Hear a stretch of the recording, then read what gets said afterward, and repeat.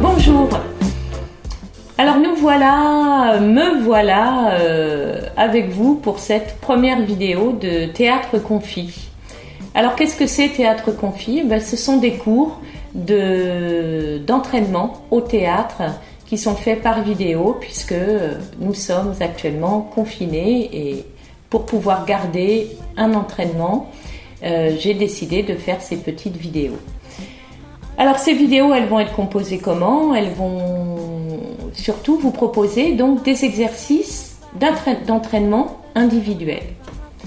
Alors des exercices de respiration, de diction, des petits exercices également d'entraînement corporel qui vont amener un petit peu le corps, alors de manière quand même pas trop expansive parce que moi je dois rester quand même un petit peu focalisé sur la caméra et vous devant votre écran, donc on va pas courir. Et puis chaque fois aussi je vais vous faire découvrir un petit texte à partir duquel je vais vous donner des consignes à chaque fois. Vous pourrez, si vous le souhaitez, vous enregistrer en train de dire ce texte en appliquant les consignes que je vous demande. Et puis, je vais aussi vous apprendre un petit peu de jargon théâtral, des traditions théâtrales. C'est aussi l'occasion. Ce sont des choses qu'on n'a pas toujours le temps de faire et qu'on va prendre le temps de faire là, dans ces petites vidéos de Théâtre Confi. Et puis à la fin, je vais vous donner chaque semaine un défi. Et je vais vous demander là aussi de bien vouloir, si vous le souhaitez, ce serait formidable que tout le monde le fasse, que vous vous filmiez et puis que vous postiez ensuite sur le Drive, dont je vous redonnerai les liens, vos vidéos. Voilà, c'est parti!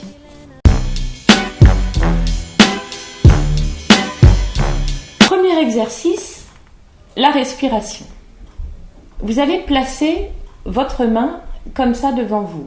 Alors moi je place ma main gauche parce que c'est comme ça que je suis à l'aise et puis je vais travailler ensuite avec ma main droite, mais si vous êtes plus à l'aise dans l'autre sens, ça n'a aucune importance. L'essentiel étant d'avoir votre main ouverte devant vous. On va s'entraîner à respirer. On respire avec une respiration, je vous en parle souvent, ventrale. On va gonfler le ventre, d'accord? Et le dégonfler quand on va souffler. On inspire, c'est-à-dire qu'on prend de l'air par le nez et on va expirer, donc souffler l'air par la bouche. On prend son index et on va inspirer en montant l'index le long du pouce. Arrivé en haut,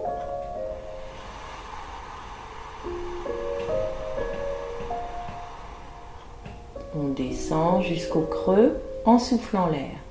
On inspire en remontant.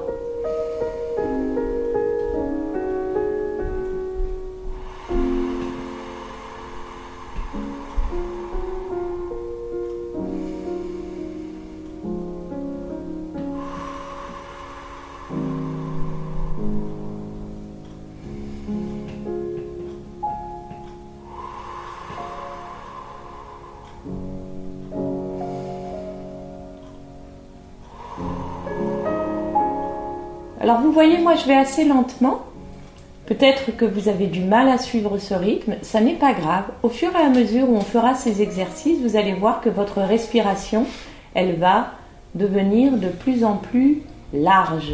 Quand on dit large, c'est-à-dire que vous allez tenir les inspirations et surtout les expirations de plus en plus longuement. Alors là, moi je le fais assez lentement. Vous pouvez mettre pause à tout moment, refaire l'exercice à votre rythme. On va le refaire une fois ensemble et puis après, pour vous entraîner, vous mettez pause et vous le refaites 2 ou 3 fois. C'est un exercice que vous pouvez faire à tout moment de la journée et surtout dans des situations où vous vous sentez un petit peu stressé, un peu oppressé. C'est un exercice qui permet de se concentrer sur tout à fait autre chose, de se vider la tête. Et en plus, encore une fois, qui va nous permettre de muscler un peu notre respiration. Et on en a besoin au théâtre parce que c'est ça qui va nous aider à projeter notre voix. D'accord ? C'est la maîtrise de l'air qui va nous permettre de maîtriser petit à petit notre voix. On reprend.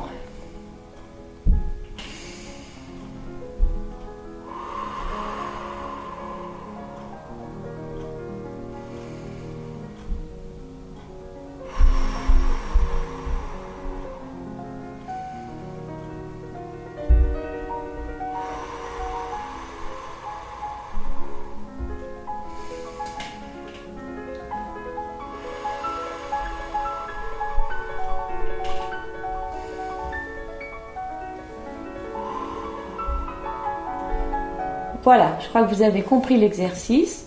À tout moment, comme je vous le disais, vous mettez pause, vous vous réentraînez et puis vous gardez bien cet exercice en tête pour vous entraîner à certains moments, le soir avant de vous endormir, dans des situations, je vous dis, où vous êtes un petit peu stressé, un petit peu angoissé, vous pouvez faire cet exercice. Deuxième exercice de respiration, toujours le souffle de l'accordéon. Vous allez serrer vos mains, mais attention, sans les crisper comme ça, juste serrer comme si vous vouliez regarder à travers, faire une longue vue. D'accord ? Donc, on met les mains dans cette position et on les place au niveau du ventre. Comme si on tenait les bretelles de l'accordéon. On place ses coudes le long de notre corps et on fait comme si on tenait un accordéon. Et cet accordéon, on va l'ouvrir en inspirant, toujours inspirer par le nez, et on va le refermer en soufflant. Donc quand on inspire, on tire sur nos bretelles et donc les bras se lèvent et les coudes se décollent de notre corps.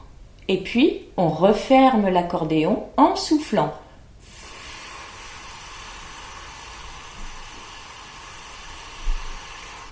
Et donc on replace les mains au niveau de notre ventre et les coudes se remettent le long du corps. Ok, vous avez compris? Je le refais pour vous montrer. On ouvre bien comme ça, d'accord, sur l'inspire par le nez et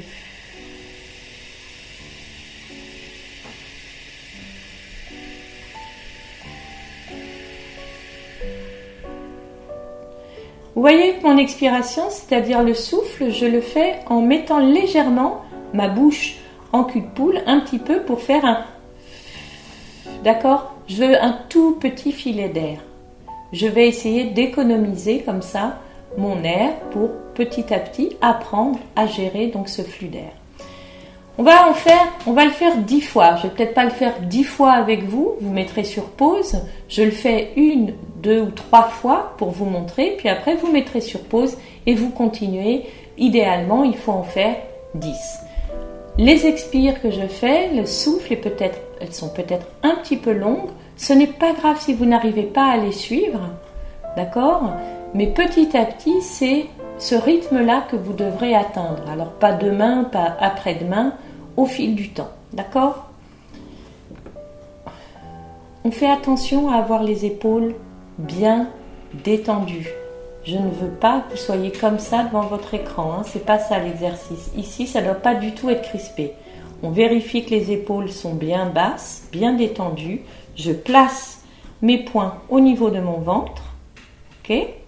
Et je tire sur mes bretelles en inspirant.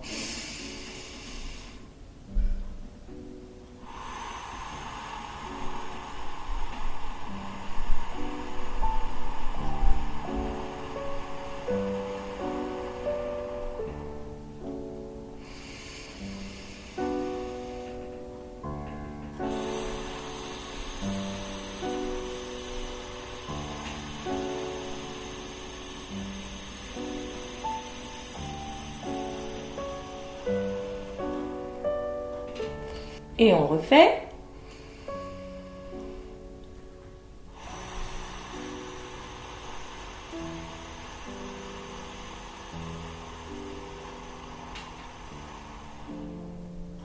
Pour cet exercice, pensez bien que vous avez cet accordéon dans les mains qui fait que vous pouvez aussi mettre une petite pression comme si vous aviez vraiment un instrument, l'accordéon, les soufflets de l'accordéon entre vos mains. Et donc, mettez une petite pression, ce qui va vous obliger à légèrement gainer, comme on dit, le diaphragme. Et ça va vous redonner aussi petit à petit de la puissance. Il faut muscler toute notre ceinture abdominale petit à petit, au fil des mois, au fil des années. C'est ça après qui va nous permettre d'être performants et de se faire entendre sur scène.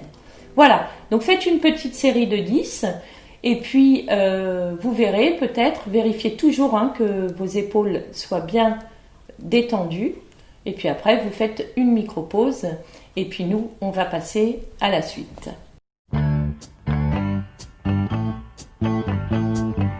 Voilà, voilà, maintenant qu'on a fait deux petits exercices de respiration, on va mettre un petit peu en mouvement notre corps. On va faire un exercice qui s'appelle l'arbre. Alors, on ancre bien nos pieds dans le sol, nos pieds sont bien à plat sur le sol. Les jambes sont légèrement écartées. Toujours, souvent, je vous dis, quand on écarte légèrement les jambes, c'est-à-dire à peu près sur l'écart des épaules. D'accord ? Donc, nos pieds sont bien ancrés dans le sol. Ma colonne vertébrale est droite. Ma tête est libre. Quand on dit la tête est libre, c'est-à-dire que je ne crispe pas mon cou. Et mes épaules sont bien détendues.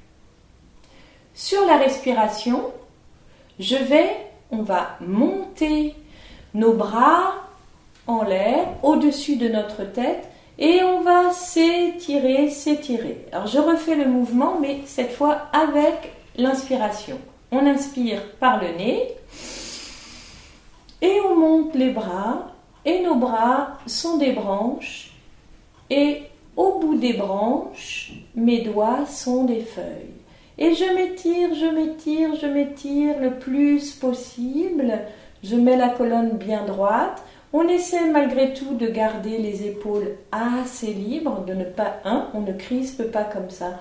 Et on étire, et on met les branches en mouvement. Et mes doigts sont en mouvement. Voilà. Et on respire comme ça, tranquillement.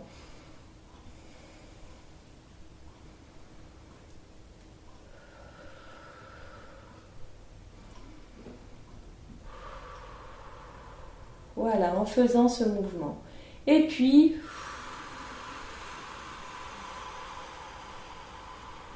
en soufflant, on ramène les bras le long du corps et on garde bien la position. Le dos est bien droit, le visage est droit et je vais regarder autour de moi. Voilà, je regarde autour de moi comme si je saluais le public qui est là devant moi, c'est-à-dire que le regard est ouvert, clair et il y a quelque chose qui dit bonjour avec mes yeux. Si vous faites cet exercice en famille, éventuellement vous vous mettez en cercle et au moment où vous rebaissez les bras, ce sont les membres de votre famille, les autres arbres de la forêt que vous regardez autour de vous. Et si vous le faites seul, pensez bien à balayer à hauteur d'yeux comme ça le public qui est devant vous. Et on garde bien la colonne vertébrale bien droite, les épaules sont bien ouvertes. Voyez, vous vous souvenez, on montre bien le petit diamant qu'on a ici, la petite lumière, le petit diamant qu'on a ici, on veut le montrer. On n'est pas comme ça, on ne cache pas le petit diamant qu'on a là. Au contraire, ce petit diamant, on le montre. Donc ma position de départ, les pieds bien ancrés dans le sol, sous mes talons les racines qui vont dans le sol.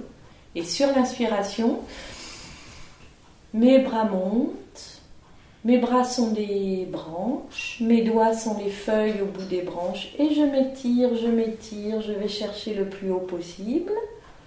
D'accord, je crée comme ça des mouvements et puis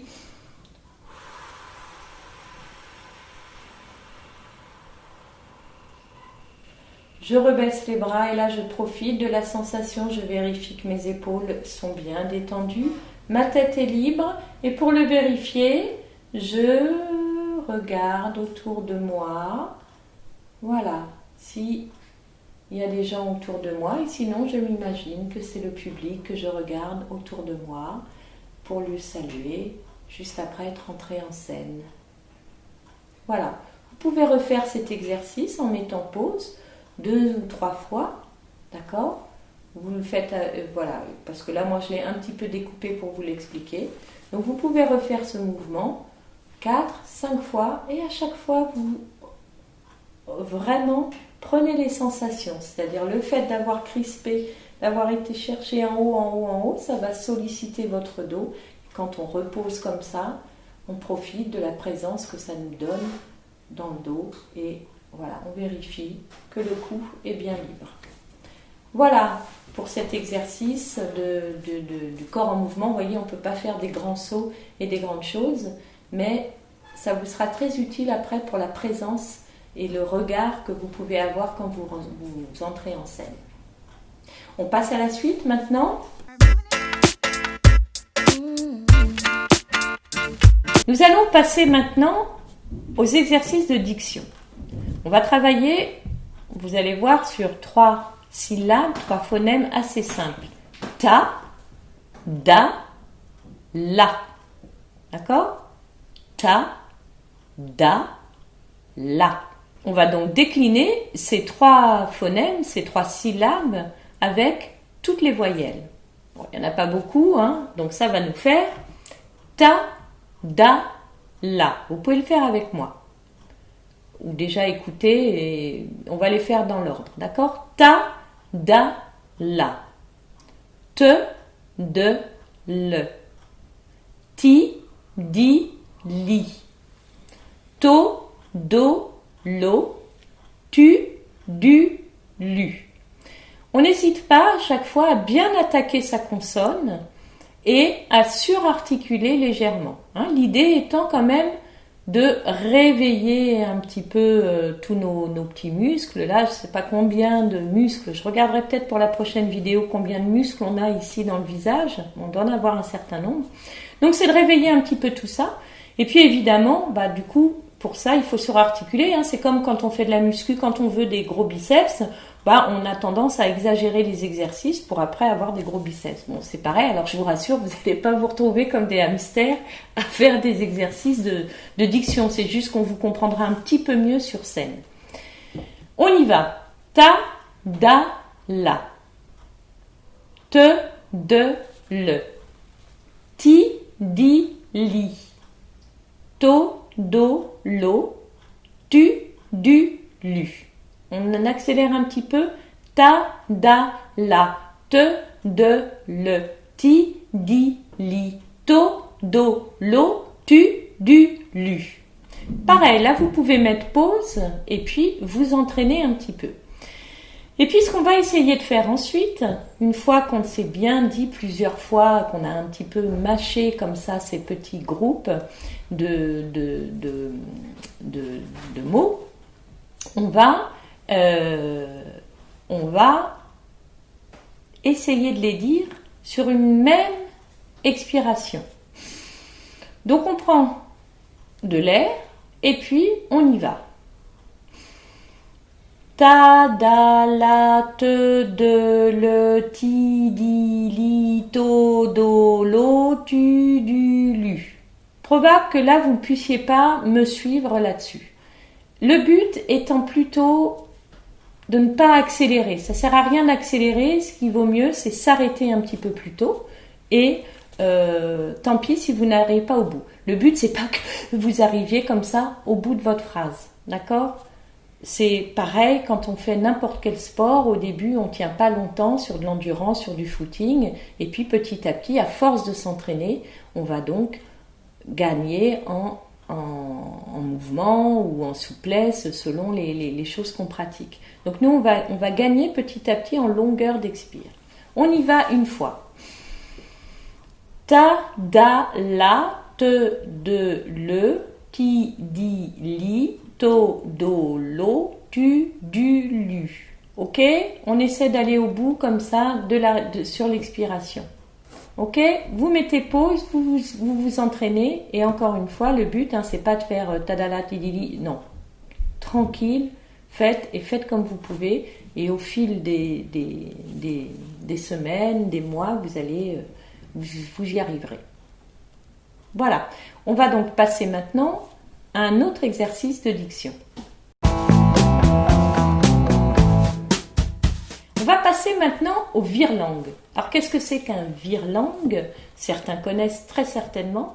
Ce sont en général des petites phrases qui répètent un même son et qui nous font faire un petit peu alors on peut pas dire des croche-pattes, mais des croche-langues. C'est-à-dire c'est vraiment conçu. Alors, c'est assez ludique, ça peut être juste conçu pour rigoler à table en famille. Vous pouvez d'ailleurs, au fur et à mesure où vous allez apprendre les vire-langues, les faire apprendre à votre famille ou leur faire publiquement à table ou je ne sais pas à quel moment. On va en apprendre plusieurs, si bien que quand on se retrouvera, on pourra s'exercer tous ensemble à les faire, on pourra se les lancer symboliquement. Voilà, ce qui est bien là, c'est que du coup, on profite de ce petit moment des vidéos de théâtre confit pour petit à petit constituer un répertoire. D'accord ? Répertoire d'exercices de respiration, de diction, répertoire de virelangue.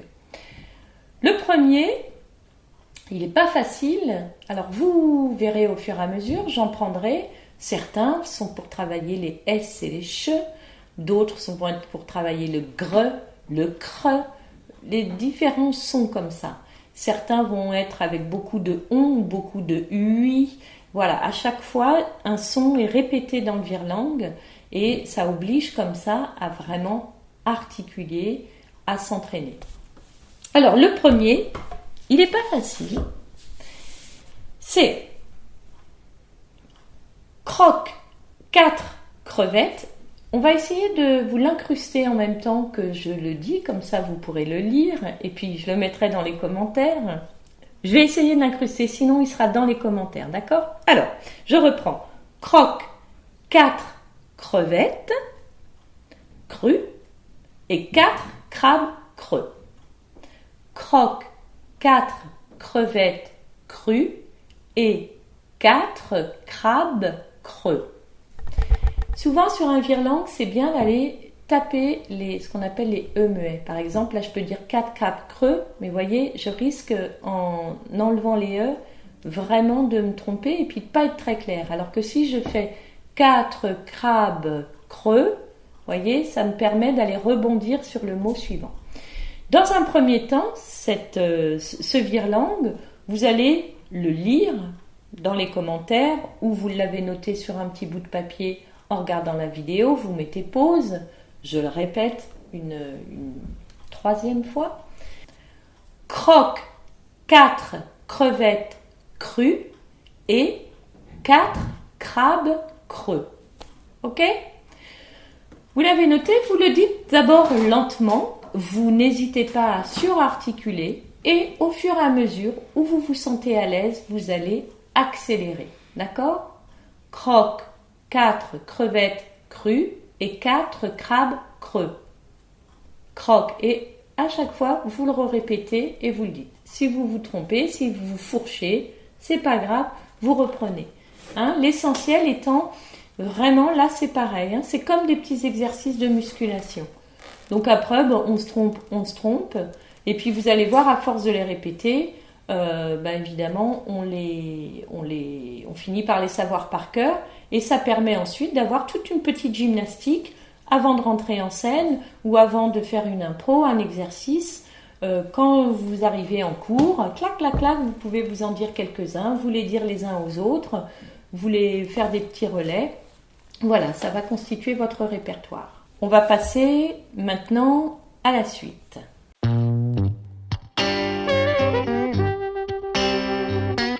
Je vais donc vous donner un texte. Aujourd'hui, c'est un texte de Ionesco, de Eugène Ionesco. Eugène Ionesco, c'est un auteur de théâtre du XXe siècle qui a fait partie vraiment d'un mouvement qu'on a appelé le théâtre de l'absurde. C'est pas ça la question. C'est que je profite un petit peu de ces vidéos, tant qu'à faire, pour qu'on fasse un petit peu de culture théâtrale. Mais c'était ce texte, donc qui fait partie d'un livre d'exercices de diction. Je vais vous le donner, je vais vous le faire parvenir par ailleurs. Alors, soit dans les commentaires, si j'ai assez de place dans les commentaires de la vidéo, et si je n'ai pas assez de place dans les commentaires de la vidéo, au moment, il sera dans le mail qui vous donnera le lien pour cette nouvelle vidéo.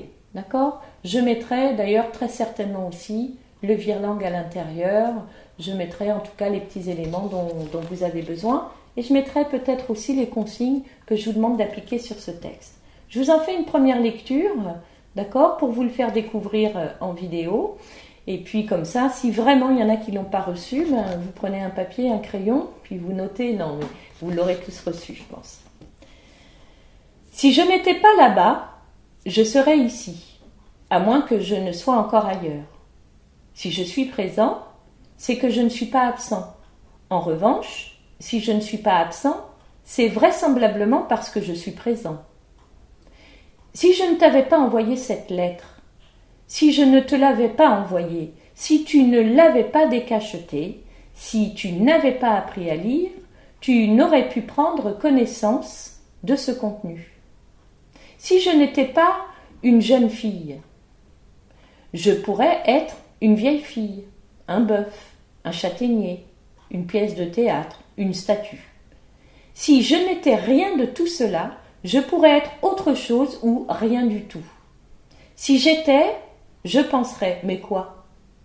Si je pensais, je serais, mais qui? Si j'avais démoli la maison de l'intérieur, elle se serait écroulée sur ma tête et je ne serais plus ce que je pensais que j'étais et ne penserais plus à tout ce que j'avais pensé. Voilà, donc c'est un texte d'Eugène Ionesco qui est donc issu des exercices de conversation, ça pourrait être aussi de conservation, de conversation et de diction française pour étudiants américains. Donc ce sont des textes qu'il a fait à destination des étudiants américains pour leur apprendre à bien prononcer le français. Ce qui explique que ce texte, il est un peu étrange, aussi bien au niveau de son sens. Alors ce que je vais vous demander de faire, et si vous le souhaitez, moi je serais ravie si vous vous filmez, après vous êtes un petit peu entraîné, que vous vous filmiez et puis que vous puissiez m'envoyer les vidéos, que je puisse vous faire des retours, des petits commentaires sur votre prise de parole. La caméra c'est public, si vous êtes filmé, la caméra c'est public, donc quand vous lisez, il faut que vous pensiez à me donner un petit peu de regard, d'accord? C'est-à-dire, vous voyez, moi j'ai essayé à la fois d'être sur mon texte et puis en même temps de regarder un petit peu le public, donc là en l'occurrence la caméra. Je vais d'abord, dans un premier temps, vous verrez, c'est un texte sur lequel il y a beaucoup de virgules, des points et des points d'interrogation. De simplement en faire une lecture en respectant parfaitement la ponctuation. C'est-à-dire, à chaque fois qu'il y a une virgule, c'est une pause. Mais avec un sens qui reste ouvert. Et puis à chaque point, une pause, un tout petit peu plus longue, et on ferme le sens. Vous voyez, là, je viens de fermer le sens. Quand on ferme le sens, c'est-à-dire qu'on fait tomber la voix.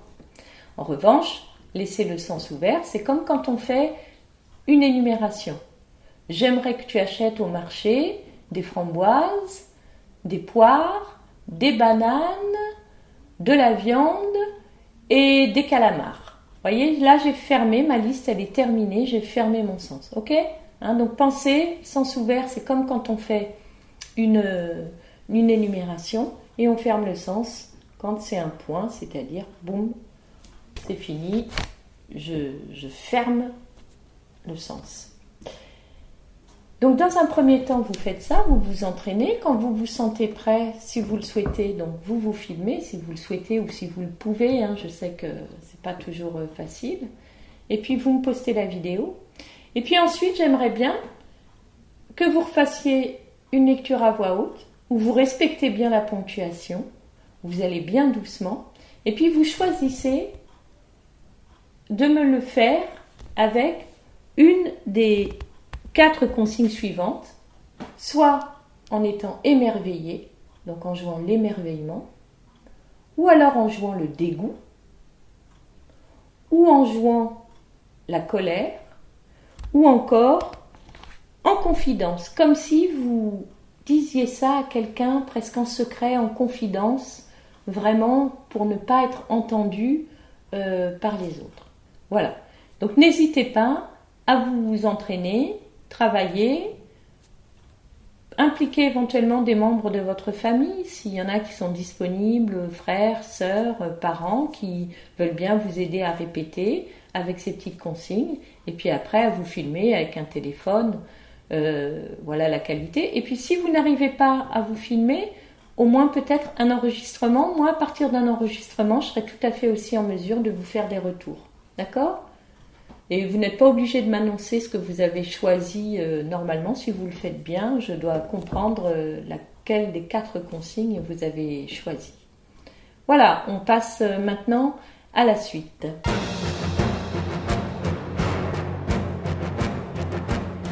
Alors la suite, ça va vous faire une petite pause. Je voulais vous expliquer un petit peu de jargon théâtral. Je voulais profiter de cette petite vidéo pour vous faire partager du jargon théâtral. Alors aujourd'hui, on va s'intéresser au mot corde.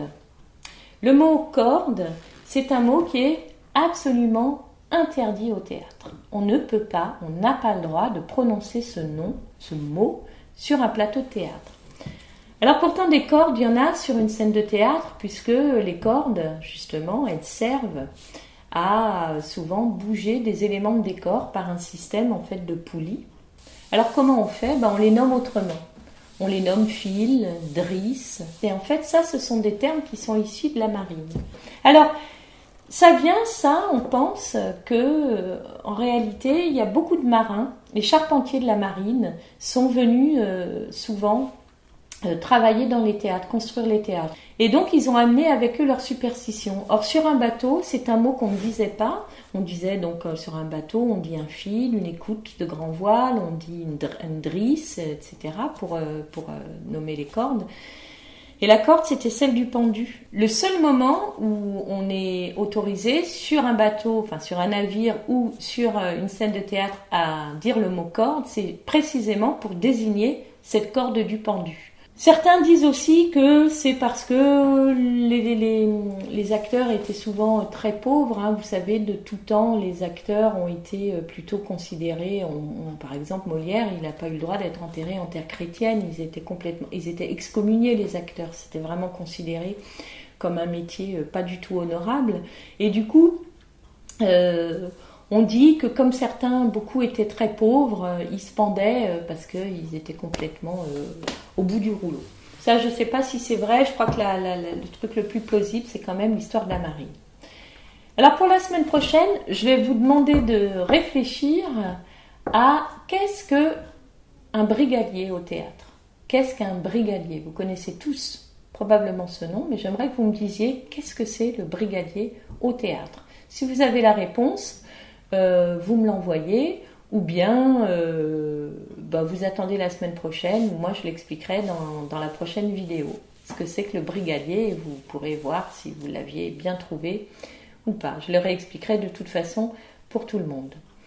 Voilà, on va maintenant passer à la fin de cette vidéo, et on va donc passer au défi.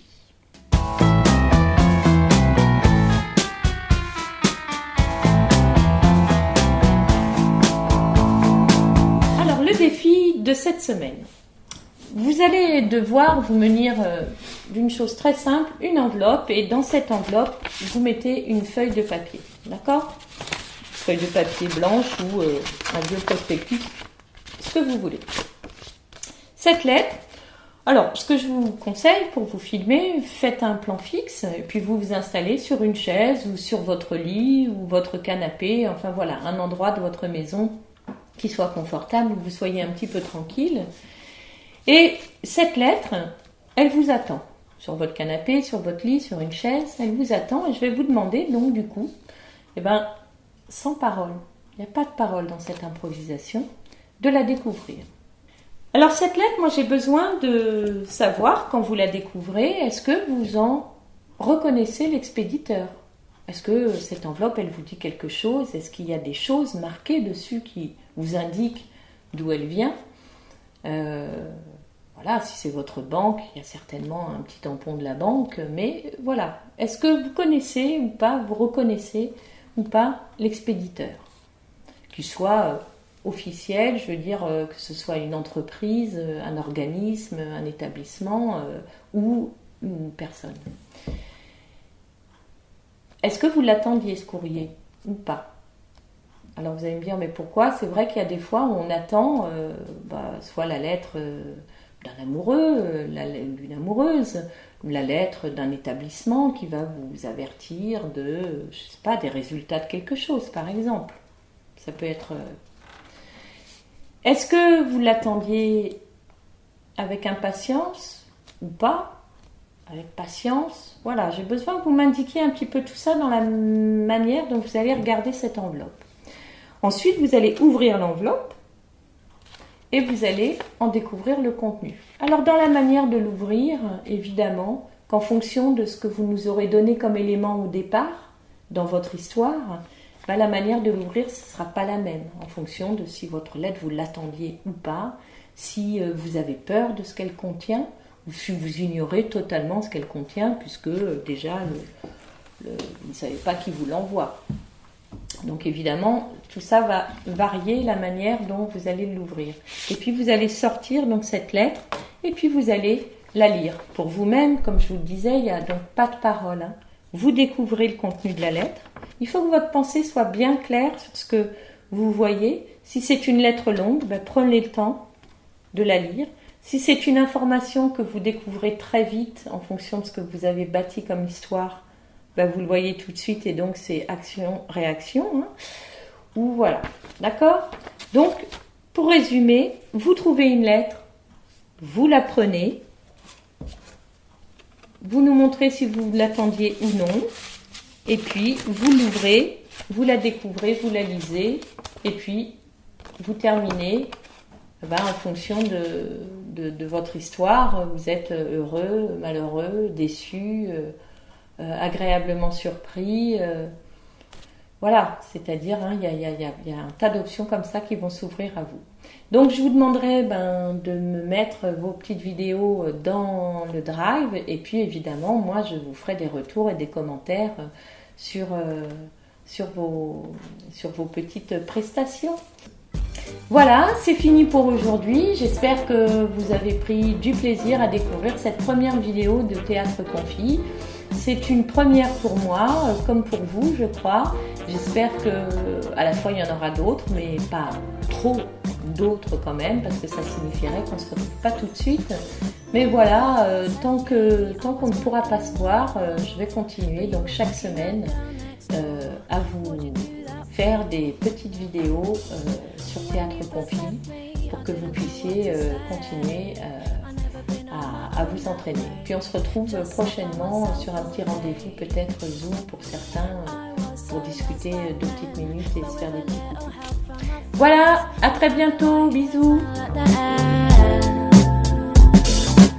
Now you're calling me up on the phone so you can have a little